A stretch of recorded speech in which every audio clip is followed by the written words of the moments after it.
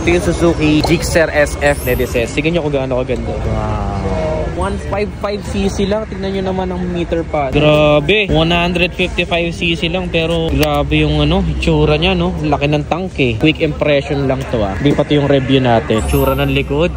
Panalo. Tignan mo naman ang stock na muffler, Forma, Sound check.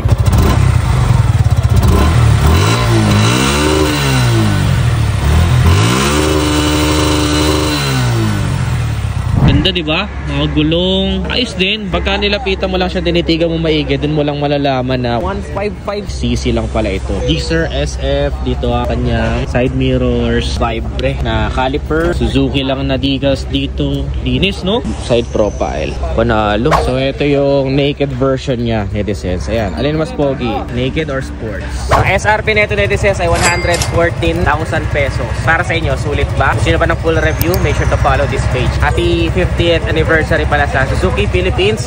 Dito tayo ngayon para mag-celebrate. So, yan. Ang next nating passing light din. Okay, thank you.